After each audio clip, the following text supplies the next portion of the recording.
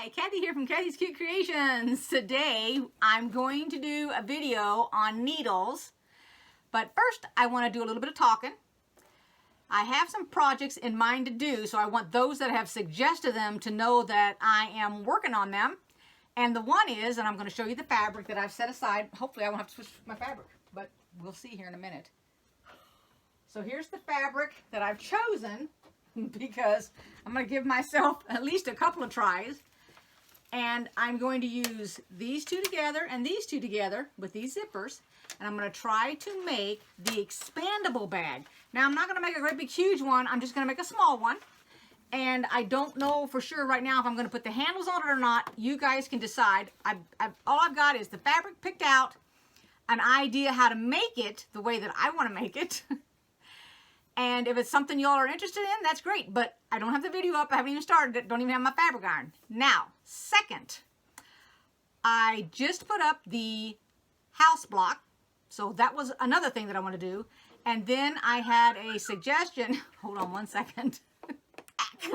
All right. So that was clapping about getting that block, the house block up. Because it was a suggestion from one of you YouTubers.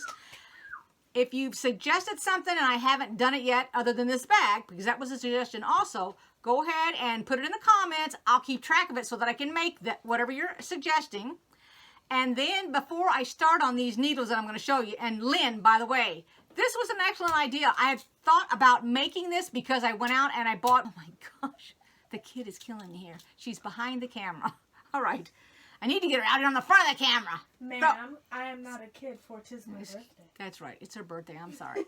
I misspoke there. She's a year older. Does that make them any smarter? They think they are. But anywho, going forward. So Lynn had asked about double needle.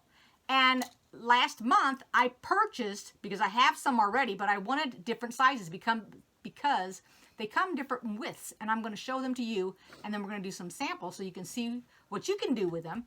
On my older sewing machine that I had before, I took and put a double needle on, and then I did rick-rack at the bottom of a little apron. I made two little aprons for a daycare that I worked for, because, you know, they all like to dress up, and there was like one or two little items, but it was like oversized clothes that people had brought, which I thought was cute. But I thought, well, hey, you know, they had the little kitchen set and everything, and I thought, well, I can go ahead and just make a couple little aprons. Well, then they were fighting over them. But anyway, I only brought two, and I told them I'll make two, and I'll bring them in for these little kids, because they're like little 2- and 3-year-olds, and they loved it. But that's what I put at the very bottom, and it turned out adorable. So I'll let you see what that looks like. We'll do it with this for the rick rack, because all you gotta do is go back and forth with your, instead of using a rick rack, you go back and forth with your stitch. Then, now, I wanna go on to something else here, because I'm just gonna do a little bit of talking here to begin with. So first off, I want to let everybody know that I've been in touch with the Fort Worth Fabric Studios, and they have a little holdup. You know, that's what's going on with the mail. So they're trying to get all their things together. They hopefully will get it all together so they can get it packaged up the last week of April. So that's 2 weeks away. Then they're going to put it out for sale, and we'll be making it in May. So put that on your calendars if you guys are interested in following along. Woo-hoo! Yay, hey to Fort Worth Fabric Studios. And the next thing I want to say is, for those who are watching Coma Girl, and let me talk a little bit about it before I even say that. So if you don't know anything about it, there is a podcast for the Coma Girl by Stephanie Bond. I get some of her books, and she just started a podcast for the first time. Now, I've been listening to it, half kind of listening to it, because I haven't been absorbing it, because I've been like in a hurry trying to get ready for work and everything. So I'll start from the beginning, and you'll understand here in a minute. And so I've listened to it every single day. And so the big surprise, and that happened that I did not see coming, is that they found out she was pregnant. And it's like, I had to stop it and go, what? Now, she does not have her full memory. She has some of her memory, and it's prompted by the fact of the things that are being said. Like the doctors and nurses might say something which will bring back a memory.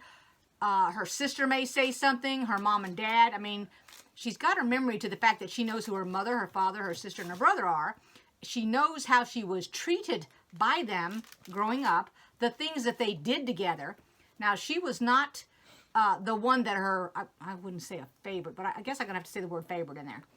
Her mother kind of picked her brother and her sister over her. So a lot of things that her mother thinks that she's done with her, she hasn't done at all. She literally did them with her sister. And for the life of me, I can't think of their names.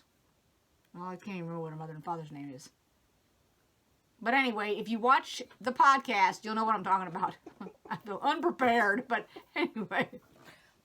Which is normal. But anyway, so the thing that I wanted to say is, because it's so exciting, and I even hate to say this, I've decided to buy the book. Just so I can read it, because it's like I can't stand this 5 minutes, 4 minutes, 2 minutes. Well, 3, I think 3 was the least. 3 was the least amount of the podcast, and 7 was the most. And it's like killing me to have just those few minutes, because I sit down, and when I get really interested in a book, I just want to sit down and read the whole darn book. So I went ahead and I ordered the book. It should be here by Thursday. So here's another comment I want you to make. If you don't want me, now I'm not going to listen to the podcast once I get the book, okay? So I'm not going to really know what she's told in the podcast, so I won't know where to stop. So I'll either have to quit talking about it altogether, or I would just tell you little bits. I don't know how many chapters in the book or anything like that. I can just do one chapter at a time when I sew and tell you what's happened in that chapter, if you would prefer that. So if you guys want to let me know, go ahead and make a comment, okay? I'd really appreciate it. Now, before we get on to the needles, I have something else to say, which I just remembered. Everybody here, if you've read anything below the video, you know I have a website. Alrighty, so I have my son helping me with my website, and my granddaughter, she's helped me out too with my Facebook page. We have connected that to the website. So if you go to the website, because you cannot figure out which page to be accepting, you can go there and it will direct you to my Facebook. I have joined, with the help of Megan and my son, so it's the pink. Right now it's the one with the hearts, which has the pink on it. Postcards. And then it is the one that has the sunflower seed flower, I guess you would say, that I did on the Fort Worth Fabric Studios. That's the sunflower from them. So I've joined these two groups together. One's public, one's private, but you're going to be able to get on both of them to get connected so that you can see what's going on when I post things. That was the next thing I wanted to say. Also, I'm going to finish up some projects that I have in the works to make so that I can put them on my website to be purchased if you are interested. Now, my son is a photographer, and so he's going to take the pictures for me and work on setting that up. We played around with it this weekend, and it really, really looks nice, the little way that it's set up. So I'm really liking the way it's coming along. Now, it's not published like that. It's still where you can play around with and edit it, but you don't have to publish it. So it's just my basic website when you get on, if you want to look at it to connect to the Facebook, the YouTube, that kind of thing. I'm working on the Etsy shop, so no, there's nothing in the Etsy shop right now at this point. That was it for that. And then the next thing I wanted to show you. Also, Lynn, when you were talking about the needleworks, Lynn knows who I am. Now, I'm not sure which needleworks you're talking about, and the reason I say that is I had a friend of mine who did a lot of quilting and sewing. I haven't been able to touch bases with her since I've moved and she's moved. We both moved to other states. And she taught me, and she called this Bobbin Works. I'm not sure that this is Bobbin Works, but I'm just letting you know, and I'm going to show you what I made, and she showed me how to make it, and I've got it with, I'm going to show you the first one first, which is this. I know, the reach. So this is when you embroider. This is you doing it now. This is not your machine with a pattern in there doing it for you. This is not an embroidery machine doing it. This is you doing it on your free motion. Okay? Would you stop? So this is what I made.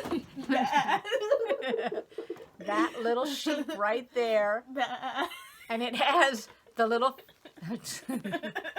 So I have... Sorry. This is a little thin sheet where you can barely see right there that it has, right? here. You can see, there you go. That was ironed on. And then this piece on the back. Whoops, I got him upside down. That's the back of it. This is the front of it. And then, stop, girl. And then the next thing, which is considered the bobbin works, and I'll show you the back of it, is this little thing. It looks different. I had to do And what I did was I put pieces of yarn in my bobbin and sewed. And when I sewed it, I'm going to show you, you sew it on this side of your fabric. So you draw your little picture and then you sew it with your machine, just like I did this one first time around with the free motion, okay? And then when you get finished and you flip over your right side, and that's what you end up with. I can't whistle anymore. Wee, wee, wee. So I just wanted to show you those two little things that I did. There we go. I did not use a double needle. That was a single needle. I could have just left this video this long and not do anything with the needles. But, okay, so now let me show you. I'm going to go ahead and put my camera down here and show you the different kind of needles. They are Schmidt's needles. This is the way it comes in the package. This is only one double needle. That's all that's in here. It says 8. And I thought that was supposed to be 80, but I'm not sure. /100. I'm not quite sure about the comma. The next one says 6. I'm going to put a little closer. And there's one in there. And we're going to test all these to see how different they are. And it's the width, okay? So it's slightly smaller in width. This one here is a little bit smaller. See, 4. And let me put it right next to the bigger one here to show you. And you can tell, look at the one in the case here. The width of that versus the width of that. Okay, so that's how you tell the width. And then I had this in my set already because it has other needles with it. And all that said was ZWI, I believe. But I bought this one and I think it's the same exact size, which is a 2/75. I think, but I'm not quite sure, so we will test that one and see. Now, all you do is put the needle, the top part right here, in your needle, just like this was a single needle, and you'll have 2, and then you can thread them. Now, you can use your sewing machine, the 2 little pieces on your sewing machine, or lots of people put one thread in a cup and do it, but as it goes down into the machine, they can go together. They just split when they get to the bottom so that you can thread them. You cannot use your threader on these that came with your machine or you'll break it. So please, these have to be done by hand. Here are the colors I'm using. I've put them up through the pole because I have a 2-stand. I actually have more than that, but I'm using my 2-stand. Come down, put them into the threader together. All I did was grab them, put them up underneath, went through my machine and everything. They come out like this and I split them apart. I'm going to use this to thread them. And I'm going to put one in the right and one in the left. See the needles on there? Already on there. Alrighty. I put the camera behind my sewing machine. I don't know if this is going to work, but we're going to try it because I want to be able to show you these two coming out. Now this is just going to be a straight stitch. I have nothing on the back of my fabric. This is straight out fabric. So we're going to start with 2.5 inch length, just like normal stitching, so I can show you what it looks like. I went ahead and I just put white on the bottom, and I'm using my regular foot. Now I'm going to go to a zigzag. Just now I'm just going to start a zigzag, and my zigzag automatically comes up at 3 inches of length and 4.5 inches of width. So I'm going to put my needle back down. And I'm going to, just to give you an idea of what it looks like. And I am going to, now normally you would put, just to let you know, you're going to put some kind of stabilizer on this. I'm just doing this with plain fabric. And I'm going to go ahead and fold my fabric over Actually, I'm going to fold my fabric under so that it will be like two pieces, and it'll be like a stabilizer when it gets down here further. So you get an idea of what the stitches look like, how loose they are. I mean, you could tighten your tension, but I don't want to do that because I just want to show you using the sewing machine like it is. And like I said, if I recall, I'm using the smallest width between the two needles. Now, I'm going to decrease the width by 1, and we're going to see if that made a difference. And we're coming up on the part where I've doubled it over. This way I'll know. And we're going to go a little bit more, another millimeter. This is, each time I say 1, it's a millimeter.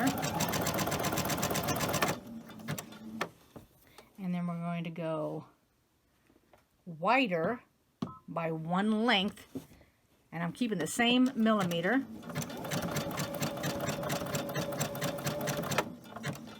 Just to give you an idea how it changes each time. And now I'm going to increase my width. And my machine, now I'm not sure about your machine, but mine will only do the maximum with the foot that I'm using. It won't go any more, so the needle will never go beyond the foot and break, is what I'm saying. My computer's programmed like that. If yours is not programmed like that, please don't do this, okay? And I'm not trying to be mean or anything. I'm just letting you know, so I don't want you to break your machine, and I don't want you to say, well, Kathy said to do this or that. I mean, you need to know your machine when you're doing this. Let me go ahead and take this off, and let's take a look at it. Now, you should be able to see that this looks like it's a little loose. See how that fabric right there is loose? This is the beginning of it right here. And excuse the wavy camera there. And then it got a little tighter here as the stitch got smaller. And then as I made the stitch longer, you can tell that it got loose again. So you have to play with a practice sheet before you actually do it. Now, I haven't adjusted the tension or anything. All I did was took my length down to 1.6 and put the width at 4.5. We're going to try that out. This is more of a zigzag that you would use. And it looks totally different now. And I'll show you what I'm talking about. Let's make the... We're going to keep the length small, but we're going to make the width 5.5. That makes the zigzag bigger.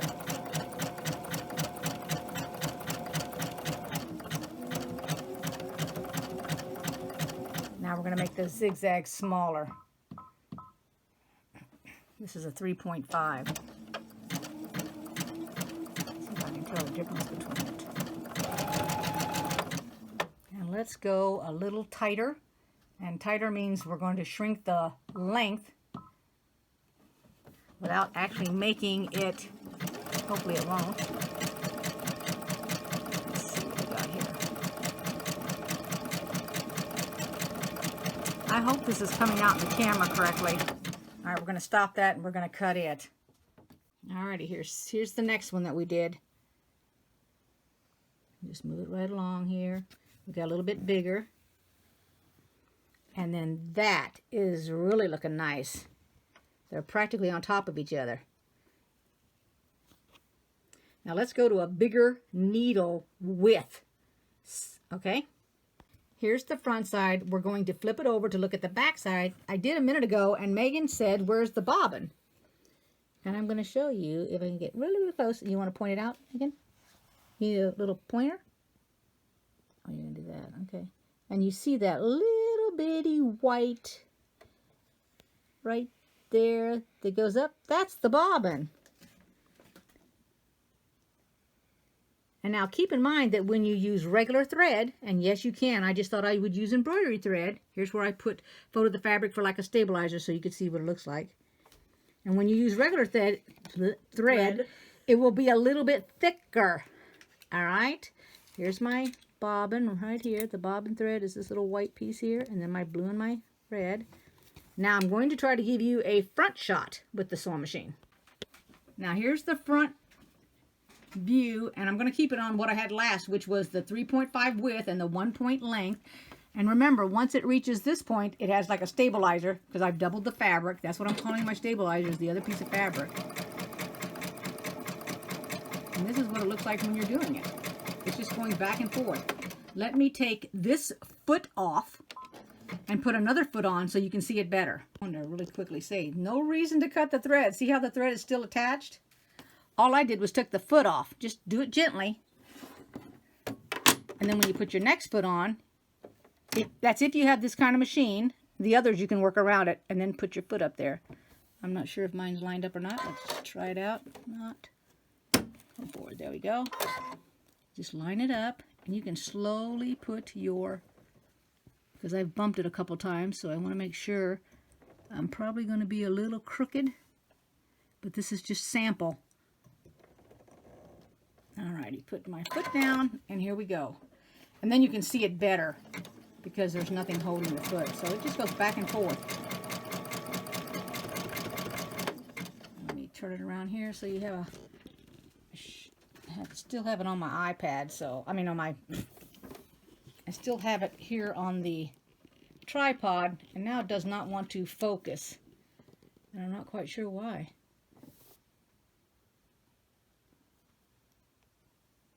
There we go. I guess it wanted me to go forward. Let's back it up a little bit here so you can see what I'm talking about. And you know, you can slowly turn this as you do this kind of design. I'm going to show you. In case you had to make a curve on something, you're not limited, okay? And lots of people think they are limited to go only straight and no other direction. Now, we're going to turn this. Here's what I did with this. I moved over here, started up, I went forward, stopped, and went backwards over it, and then came back the other direction, then started up again, and went only backwards. So it looks a lot better right here where I went forward, backwards, forward, if you wanted to double up on that, which almost looks like a satin stitch. But if you want a satin stitch, you just make your stitches shorter. The length, not the width now, just the length. And I will show you. Alrighty, so I am coming, and this is the stabilized size. It's got the folded piece of fabric. I'm going to come straight, but I'm taking the length, which is 1.0 right now, and I'm going to go down. And my machine will actually go down to nothing. So I'm going to put it at 0.2, and we're going to look at that. And I'm going to leave the width at 3.5. We're going to see how close that is. I don't know if this is enough. It might be enough of a stabilizer. I'm not sure. We're going to see. I'm trying to hold it a little bit taut because this is where your puckering comes in. And I can see where the puckering is coming in because it does not have adequate stabilizer. I'm going to show it to you so you guys can see. All right. Let's take a look at it. Now, when I started out, it was really nice. But once it got further and further, it started puckering. And see, here's the fabric. See how that's pulled in and puckered? So that when you go to iron this, you'll see all the puckering because it'll be gathered along here. And of course, you can already tell that it's gathered the fabric incorrectly there. But putting stabilizer on it is great. Now, if you don't want to see the stabilizer, when you're finished, you want to use water-soluble. And there is more stabilizers out there that go away in the wash also that are more of a fabric type, but then when you wash the product, it goes away. The water soluble stabilizer that I have, and you can layer that stuff. You can put up, I'm not going to say put up to because there's not really a limit, but I've already used water soluble stabilizer when I do projects like this where I want to have the satin stitch. And it's not like you have to take the whole sheet of paper. When you use it, they usually come in notebook size, 8 by 10. You can take a strip, or I normally just cut a little bit bigger than whatever the area that I'm doing. So, for example, I would cut a piece that was about this big, put it down on the back, and then do it. And then when you get done, I mean, I can use 5 or 6 sheets. If I used 3 and did my practice and it puckered like this, then I would multiply it by 2 and do twice as many. And that's what I would do. But if you're going to use other kinds of stabilizers, that's fine too, because you can use really, really thin stabilizer, which will stay with the garment. It won't come out. You can trim around it so that it's not sticking out in the garment. But they've got a lot out there on the market that get real soft when they've been washed. They might be stiff to begin with just for you to work with the product, but then they get a lot softer. Okay, so the video's gone on a lot longer than I wanted to, so I'm not going to be showing any more with these other size of needles because I just don't want it to go on and on. I'll have to just make that in another video, and I'll set these needles aside. And then I will show you in the other video, not the embroidery thread. I know I don't want y'all to just go out and buy embroidery thread. I just did this for the sample so that it would have this nice little sheen so that you have an idea of what it looks like with embroidery thread. And that's what that is. And now, excuse me. Now the back, that bobbin that I'm using, that's not embroidery. Okay, that's not embroidery thread. I didn't go out and buy white embroidery thread. That's actually the thread that is recommended for the bobbin in my machine. Let me get a spool of it and I will show you what I'm talking about. Here's the thread that is recommended for my bobbin in this sewing machine, which is the Baby Lock. And I picked this up at my Baby Lock supplier. And I use it only in my thread. But as you can see, you can buy 100% polyester, 60 weight, somewhere else other than the Baby Lock. So you can get online, maybe your quilt shop has it. But usually when I'm there, I'll just pick me up a couple of these. So I have this in black and I have it in white. And a lot of times I sew with this if it doesn't have to be 100% cotton. It's just a really nice thin thread. Okay, that's it for this video. Like I said, it got too long on me. I didn't realize I was going to talk about so much stuff, and I just don't want it to go long. I'm trying to keep my videos very short. I want them 15 minutes or less. I'm really, really trying, you guys. And I will just show you the other needles, the widths, and I will show you the different, the thread so that you've got an idea. Okay? Everybody, thanks for watching. I really appreciate it. Welcome to all my subscribers, and I'll see you guys next time. Bye-bye.